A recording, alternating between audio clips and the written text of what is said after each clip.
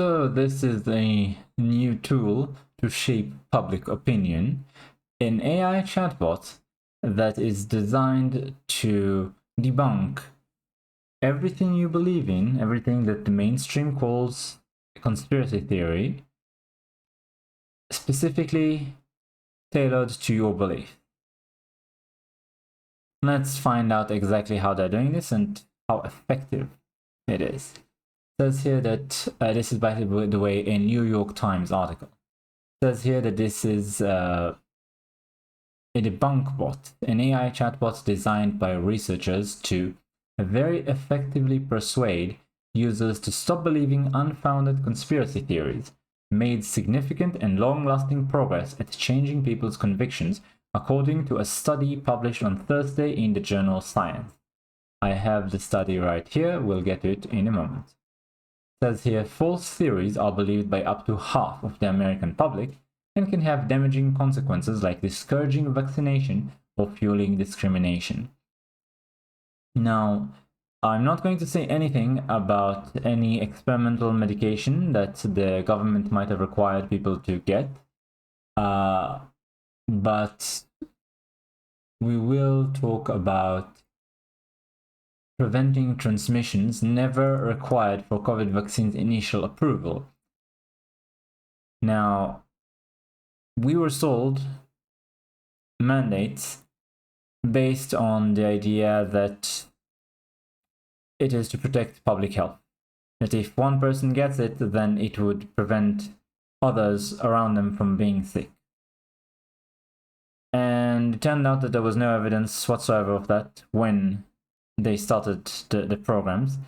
They had partial studies claiming that there's a certain level of protection temporarily. It wanes month after month, and with new variants, it would basically collapse. So the entire thing is very questionable, definitely not black and white, but somehow it's a conspiracy theory to believe that there was any danger or any flaw with the experimental medication that was mandated. So this chatbot is going to pull specific claims to counter whatever study that you might know of, might have read. And basically it has at its fingertips all the information on the internet in order to try and debunk the specific claim that you made. I wonder if we created two of these, one to try and make the claims and one to try and debunk the claims, what would be the logical conclusion reached? That might be an interesting experiment. But as it stands, this tool is completely one-sided and essentially trying to prop up establishment positions. It says here that the new finding challenges the widely held belief that fact and logic cannot combat conspiracy theories. The debunk bot, built on the technology that underlines ChatGPT, may offer a practical way to channel facts. The work does overturn a lot of how we thought about conspiracies, says a psychology professor at Cornell University and author of the study. Until now, conventional wisdom held that once someone fell down the conspiratorial rabbit hole, no amount of arguing or explaining would pull that person out. The theory was that people adopt conspiracy theories to sate an underlying need to explain and control their environment, said Thomas Costello, another author of the study and assistant professor of psychology at American University. But Dr. Costello and his colleagues wondered whether there might be another explanation. What if debunking attempts just haven't been personalized enough? Since conspiracy theories vary so much from person to person, and each person may cite different pieces of evidence to support one's ideas, perhaps a one-size-fits-all debunking script isn't the best strategy. I'm gonna stop here and point out that if you have a one-size-fits-all, that means you have an argument, a concrete argument that you put out to the public, and then the public is free to interact with it. They can try and debunk it themselves, and they can make up their own mind after doing their own research. On the other hand, if you have a tool such as this one, it can shift its position to try and debunk specific beliefs of individuals. these claims it makes in the specific conversation are not open to criticism from the public, and so they may be entirely flawed, just specifically constructed to debunk your personal claims, your personally held beliefs. So you have in your brain a certain amount of information. You can memorize only so much research on every single topic. And so long as it is capable of questioning sufficiently the specific narrative that you have come up with after seeing the evidence and doing your own research, then that is enough to win the argument. This is, in my opinion, a very sneaky and underhanded way to debate. You are the establishment, you are supposed to bring out your claims for the public to hear so that collectively we may criticize them, and they have to be robust enough to withstand public criticism and scrutiny. Instead, what you're doing here is you're trying to bring about the entire font of human knowledge, essentially, to bear to try and convince a specific person that they are wrong. You're not trying to use the AI chatbot to create the best narrative and then post it as an article on the internet for everybody to criticize. You're trying to use the entire font of human knowledge to defeat one person in an argument. I think obviously it would be somewhat effective so long as there is trust in your AI chatbot. It says here, a chatbot that can counter each person's conspiratorial claim of choice with troves of information might be much more effective. That's the thought of the researchers.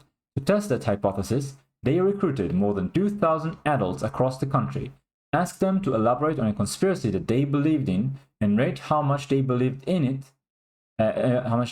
on from a scale of 0 to 100. People described a wide range of beliefs, including theories that the moon landing had been staged, that COVID-19 had been created by humans to shrink the population, and that President John F. Kennedy had been killed by the Central Intelligence Agency. Interesting. We just had 2 attempts at least, possibly 3 or more, on the life of a presidential candidate and former president that had very strange circumstances where either the intelligence services, the Secret Service, was completely inept, or perhaps they stood down. I'm not saying they did, but some people might look at these levels of ineptitude and say, well, maybe. Is it impossible that something similar ever happened to any other president? But if you try and win the debate with the AI chatbot, it will probably require you to try and bring specific claims and then bring whatever information on the net would counter it. Also, about the idea that you might reduce population through vaccines. Here is a fact check by Reuters, where they bring a quote from Bill Gates saying, first, we've got population. The world today has 6.8 billion people. That's headed up to about 9 billion. Now, if we do a really good job on new vaccines, healthcare, reproductive health services, we could lower that by perhaps 10 or 15%. But there we see an increase of about 1.3. It says here that Gates was not suggesting the global population should be killed off using vaccines. He is instead saying that improving public health using vaccination can reduce unsustainable population growth in the future, and with it lower carbon emissions. I wonder how exactly improving public health using vaccination can reduce population growth. Please enlighten me. Unless the vaccination makes you either infertile or gone, how exactly does improving public health reduce population growth? You tell me. And he's not the only one. There's also, I believe, Kamala Harris, correct me if I'm wrong, saying something similar, and so on and so forth. So also the idea that the COVID-19 was created by humans, the essentially lab leak theory, there's quite a few people who believe it, including, I believe, even Anthony Fauci said that it's possible at some point, and a lot of other experts. So I wouldn't claim that it's completely a conspiracy theory, that it was created by humans and leaked from a lab. I think, in fact, that the majority of people today believe that, including majority of professionals.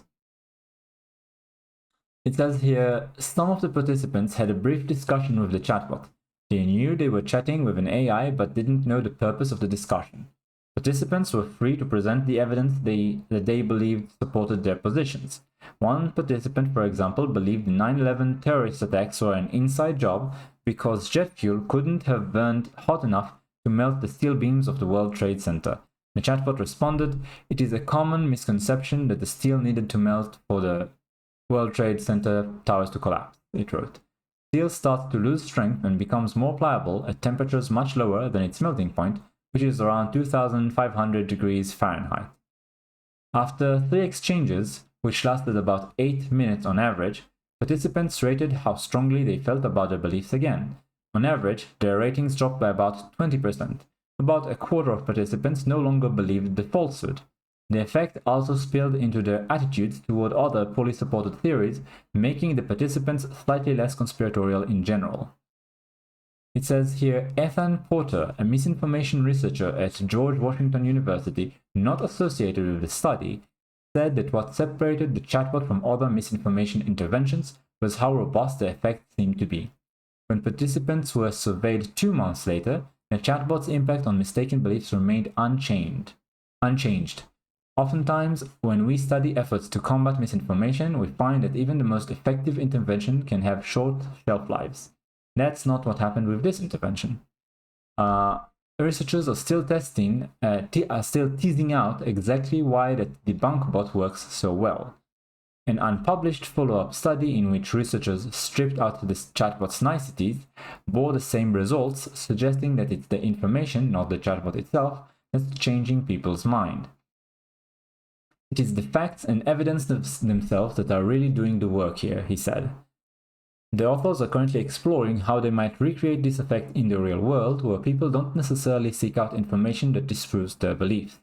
I'll also point out that if you try and create something similar in the real world, you'd have to avoid presenting your claims to the public, because again, the effect is due to the fact that you are targeting a specific person and having them contend with an AI with unlimited access to all the information on the net, which is not something that an average person can debunk.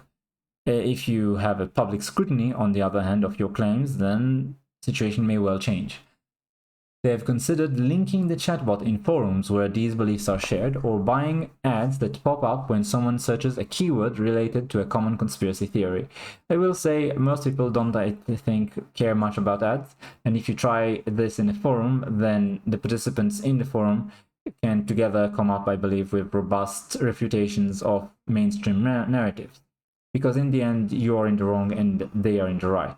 In many of the cases. Not everything, not every conspiracy theory is true, but a lot of them turn out to be true, or at least have a very robust basis in fact. For a more targeted approach, Dr. Rand said that the chatbot might be used in a doctor's office to help debunk misapprehensions about vaccinations. Now that's dangerous. To try and manipulate you into taking a medication that might not be good for you. I think that's very dangerous. Brendan Nian, I hope I didn't mispronounce the name, a misperception researcher at Dartmouth College, also not associated with the study, said he wondered whether the reputation of generative AI might eventually change, making the chatbot less trusted and therefore less effective. You can imagine a world where AI information is seen the way mainstream media is seen, he said.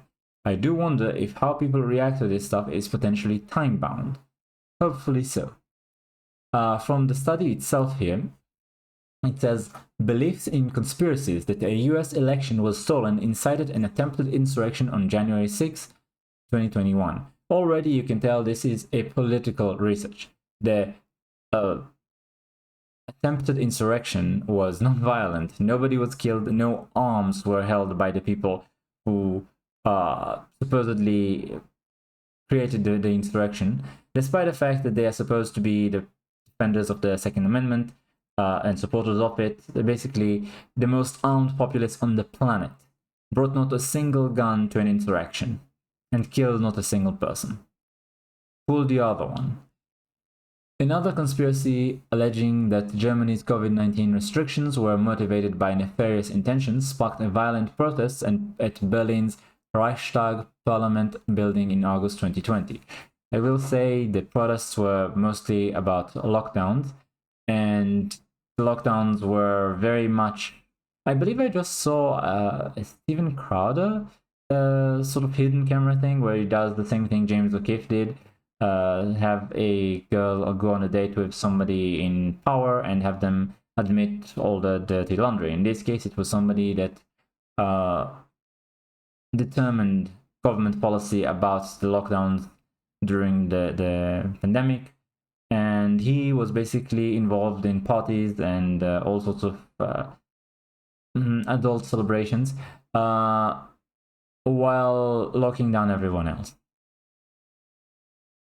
That might have been why people were mad, maybe. Also, we have research now showing that the people that locked down did not, in fact, fare any better than those that did not. So the conspiracies they're talking here about are specifically narratives that are counter to the establishment and to certain political beliefs, aka globalism, wokeness, a specific brand of left-wing ideas that are perpetrated by the institutions top-down, by the UN, World Economic Forum, and the mainstream left-wing parties. Notice that a lot of people who used to be left-wing are abandoning them, not because they changed their beliefs, but because what is called left today has become more and more radical. So they're saying, amid growing threats to democracy, Costello et al. Investigated whether dialogue with a generative artificial intelligence interface could convince people to abandon their conspiratorial beliefs. Human participants described a conspiracy theory that they subscribed to, and the AI then engaged in persuasive arguments. We understand. The AI chatbot's ability to sustain tailored counter-arguments and personalized in-depth conversations reduced their beliefs in conspiracies for months, challenging research suggesting that such beliefs are impervious to change. This is exactly what we find dangerous here. In the end, if they can try and sneakily persuade individuals of their claims without withstanding public scrutiny, which is how they've so far failed. Notice, so far, all of the attempts to publish articles, news articles, articles on the net, any sort of social media influence, TV, claims by politicians, none of it worked. They've failed every single time because they cannot withstand public scrutiny. They cannot have a public debate. What they can do, however, is not have an individual convince you, is have an AI convince you. The AI can out-debate you. That's their claim here. And the people who believe in conspiracy theories are actually logical people that can be influenced by arguments.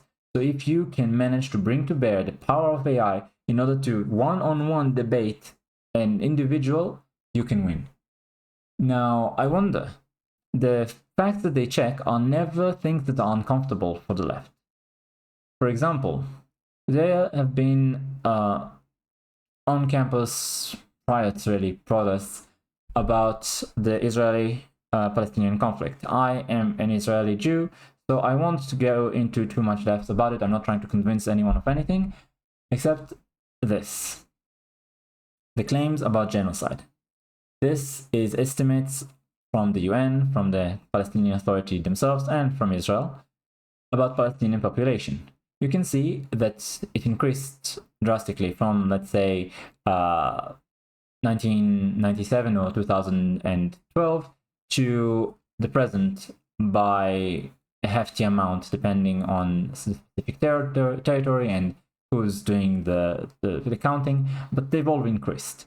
If you claim there's been a genocide, I don't understand how exactly you can say that there's been a massive increase in population of Palestinians. You can say that Israel did awful things. You can say that Israel committed crimes against humanity or whatever your claims are. I won't agree with you, but at the very least, we can debunk the narrative that a genocide is taking place. Will a chatbot ever try and convince students on campus to stop rioting because there is no genocide? Probably not. The same for abortion. A chatbot will not try to convince people that the Republicans aren't trying to ban all abortions, or it won't try and convince people that there might be logical limits to abortion. Let's say, for example, with late-term abortions, especially for frivolous reasons. I know that there have been laws suggested, and I believe even passed, that allow abortion up until birth, like the last trimester, for any basically reason that impact the health of the mother. So it could be that she's feeling stressed and now she decides to get an abortion, and that's enough. She doesn't have to have a serious threat to her health or life due to the pregnancy to require approval for abortion from a doctor. So you might say, for example, a chatbot that convinces people that there are legitimate claims by the opposition about abortion, and that they're not necessarily extremist if they want some restrictions on it. Such a chatbot will never be created. And it's the same for pretty much any other, for example, claims that there have been adult material distributed in school libraries, and that parents that try to prevent that aren't extremists or domestic terrorists. You'll never see a chatbot try and push these agendas, these claims, because they are counter-narrative to the elite and to the establishment. In the end, I think on a large scale, this will only be dangerous if they can isolate you and get you one-on-one. In any other constellation, this will have little to no impact. But we still need to be aware of it in order to be prepared to face it should we find ourselves either, for example, one-on-one if they can isolate you in a forum thread, right? Maybe make it invisible to others or something, and get a chatbot or a chatbot pretending to be a person or two, and then try and convince you that way. Maybe they, like they said, get you in a doctor's office. However they do it, this, I believe, will be one of their vectors of attack on your criticism and questioning of government narratives, and it's important for us to be prepared. Thanks for watching, and I'll see you next time.